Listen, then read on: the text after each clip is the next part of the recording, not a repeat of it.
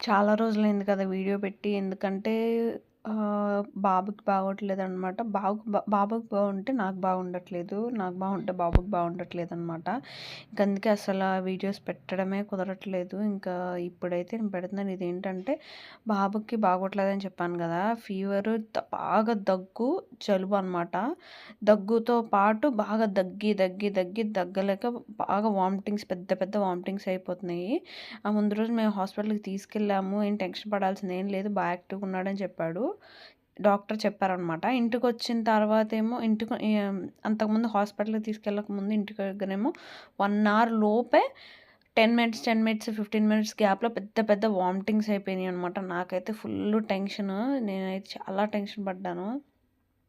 తర్వాత మళ్ళీ ఇప్పుడు హాస్పిటల్‌కి తీసుకొస్తే డాక్టర్ ఇట్లా వాళ్ళు తెమడ ఉయ్యలేరు కదా! అందుకే వాళ్ళకి ఉయ్యకపోవడం వల్ల లోపల ఇన్ఫెక్షన్ అవుద్ది.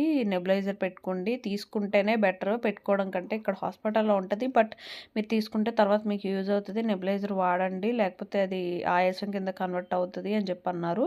యాక్చువల్లీ ఏంటంటే నేను ఊపిరి ఎక్కువ సార్లు తీసుకుంటున్నాడని నేను హాస్పిటల్‌కి తీసుకెళ్ళాను. ఇంకా వెళ్తే ఇలా చెప్పారనమాట.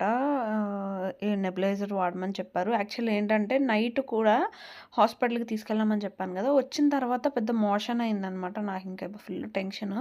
ఆ మార్నింగ్ కూడా లైట్ మోషన్ అయింది. ఇంకా హాస్పిటల్‌కి తీసుకెళ్తే ఏం పర్లేదు. కంగారు పడాల్సిందయితే ఏం లేదు.